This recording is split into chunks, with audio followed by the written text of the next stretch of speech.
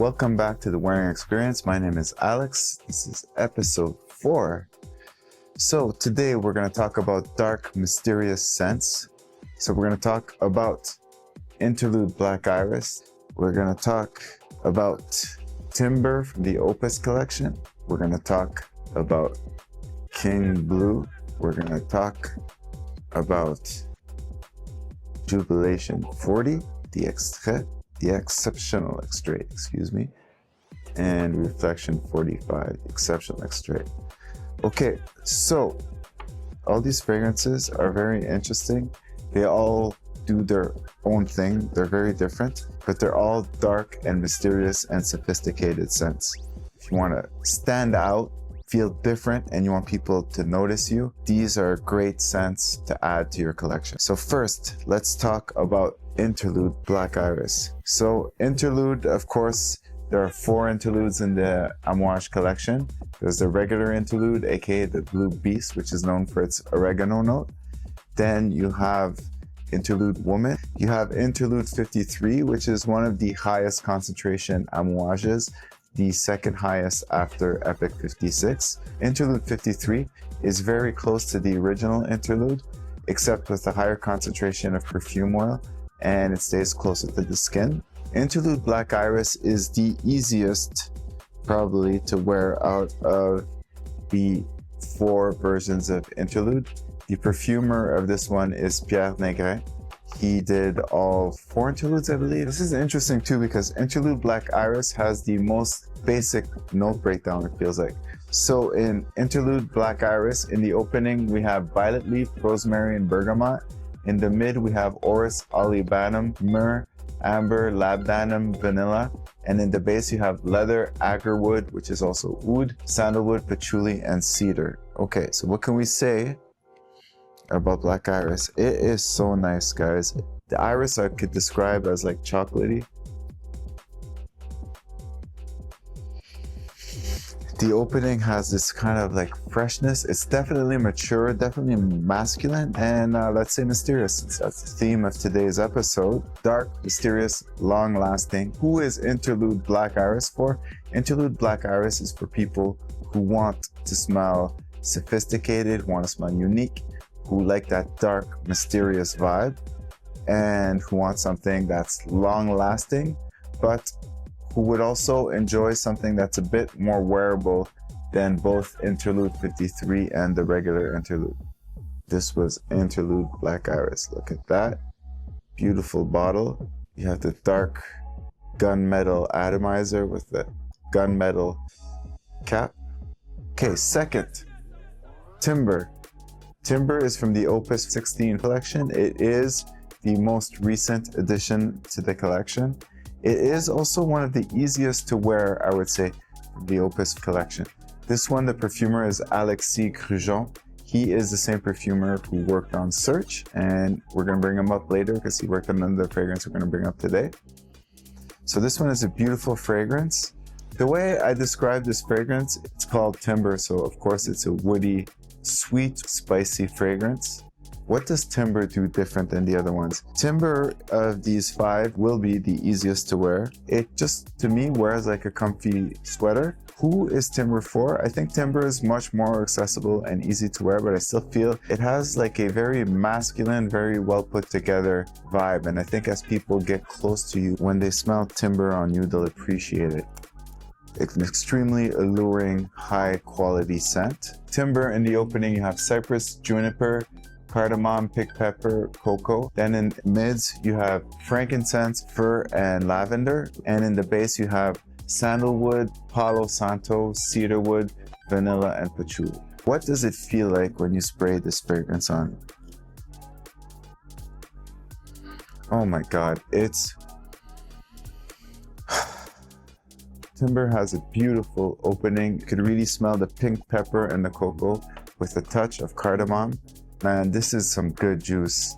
If you guys haven't smelled Timber, I definitely recommend you get your nose on. And if you don't have anything from the Opus collection, I think Timber is a great place to start. before you get into the other offerings like Royal Tobacco, which is also a great fragrance, but very challenging, I think, and also very misunderstood. Then you have Rose Incense, which is very nice too, but not for everybody. Timber is pretty popular on Fragrantica. It's got a 4.19 on 5 rating. So yes, again, here you go. This is Timber from the Opus collection. Longevity on this one is moderate to strong. Conservatively, let's say 6 to 8 hours. You can get probably up to 8 to 10, depending on when, where you wear it, how many sprays. If you put it just on skin or on skin and on clothes. And now let's talk about the most controversial of these picks. This is King Blue. King Blue is an interesting fragrance because a lot of people say the oud is very animalistic and challenging. I disagree. It's strong. I don't find that it's too barnyardy or animalic. There are touches of that, but that just makes you feel like you have a higher quality oud. And if I'm not mistaken, in King Blue, I think it's Assam oud that they use. Before we get to the note breakdown, one of the things that makes King Blue, I think, misunderstood is the blue word. So people often, they will associate King Blue with like fragrances like Bleu de Chanel or that blue profile when it's not that at all. Matter of fact, King Blue is really interesting because the note breakdown in the opening, you have mandarin orange, blackcurrant, and pink pepper. That's a unique combination in itself. The orange will give it kind of a sweet, citrusy opening, and then the blackcurrant also has like some sweetness to it. Pink pepper is the note that will make a fragrance smell fresh and accessible, and a lot of mainstream designer fragrances use pink pepper to make their fragrances smell fresh. And I think in a lot of niche fragrances also use pink pepper. It's a note that's going to be extremely common in many fragrances. And I was talking about designer, but really it's all across the board. Okay, so then in the heart of King Blue, you have frankincense and amber. So typically amber could be a mix of vanilla and labdanum or anything that kind of brings it close to that. In the base, you have agarwood, oud, you have leather, oak, sandalwood, and patchouli. Again, oak is a very prominent note in AMOUAGE, especially since the essences launch. And this was before the essences, if I'm not mistaken. And also, if I'm not mistaken, both King Blue and Silver Oud both have higher concentration. It's in the 30% perfume oil concentration, all the while staying a EDP with a parfum. So another thing about King Blue is it does not project. It stays close to the skin. It radiates very close to you, but it lasts all day, and it's very interesting how it evolves. So speaking of dark, mysterious scents, King Blue definitely gives you that dark, mysterious, grown man vibe.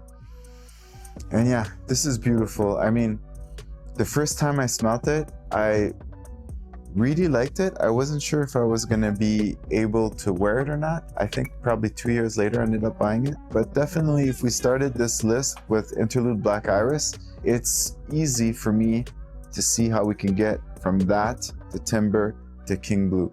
They all have these like mysterious dark facets to them. Next, let's go to Reflection 45, because one thing they have in common is orris root. So of course, orris is the root of the iris. So what's interesting about Reflection 45, if you compare it to the original Reflection, yes, it lasts longer than the original Reflection.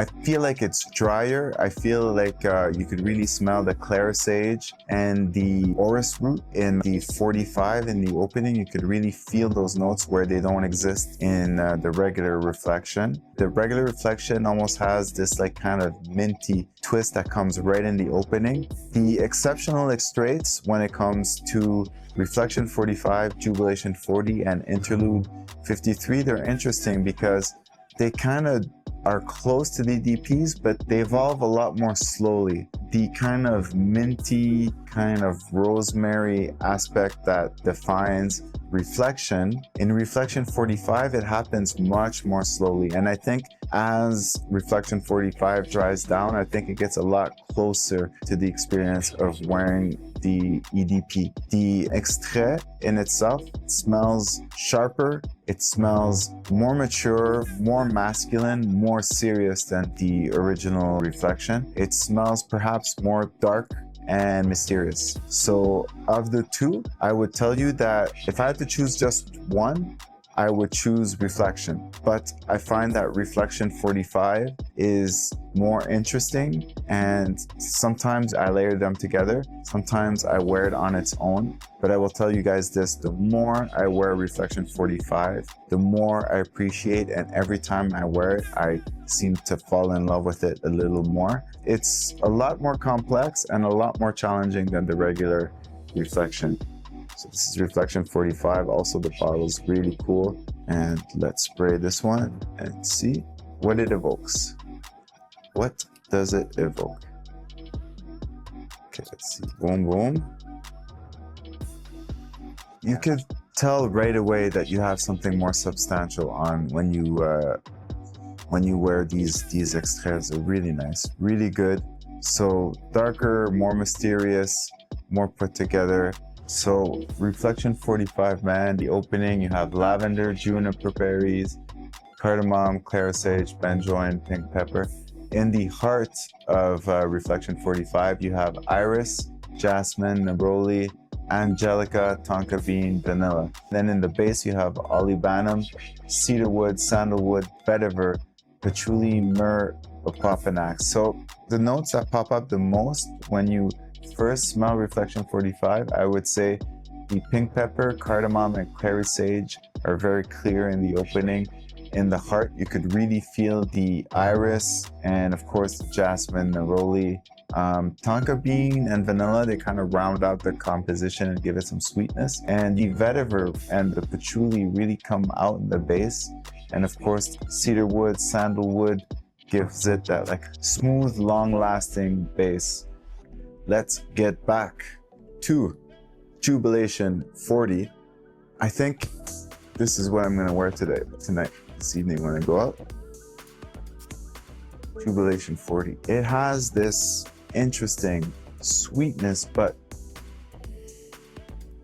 it's so masculine. It's so refined and luxurious feeling. Jubilation 40 in the opening, you have blackberry, labdanum, blackcurrant, rosemary, orange, davana. Then in the heart, you have frankincense, bay leaf, cinnamon, cloves, celery seeds, rose. What an interesting combo on paper.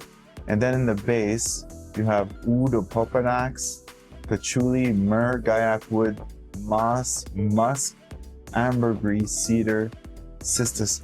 This thing is on paper. This thing is a monster notes.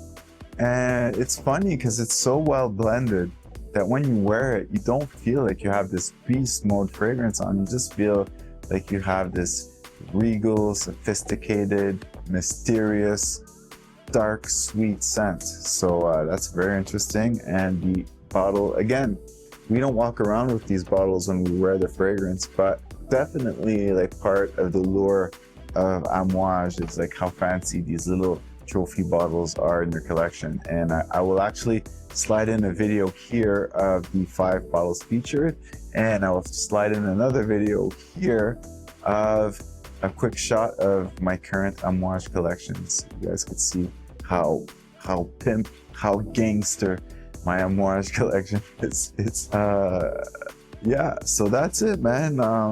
5 recommendations if you want to smell dark, mysterious, gangster when you go out.